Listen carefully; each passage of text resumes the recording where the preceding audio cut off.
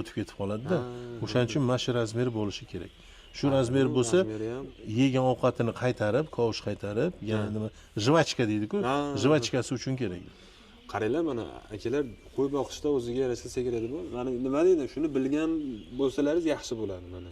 Mana shu razmerida ham katta farq qilar ekanda. Günde 5, hatta 15 bin lira kazanmak ister misin?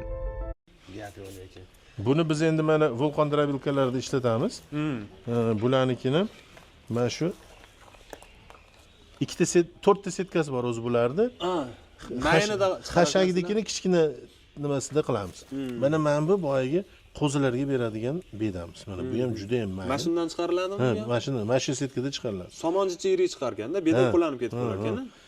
Bedani faqat qo'ziga beryapmiz. Endi hozir qimmat bo'lib qoldi-da beda. Agar arzon bo'lsa endi qani hammasiga bersangiz, imkon bo'lsa. Tushunarli. Somon bedani ko'rsatdik, Endi yemga o'tamiz. Yemga o'tamiz, ha?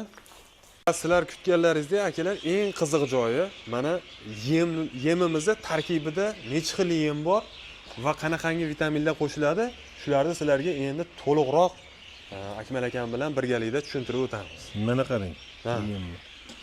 Endi yemni imkoni bo'lsa, juda mayda qilish kerak emas. Mana o'shaning uchun bizniki juda mayda emas. Qo'ylarda aytdim-ku sizga, bizda yemni o'zini alohida berganimiz hisobidan juda ham mayda bo'ladigan bo'lsa, yegan paytda changib ketadi.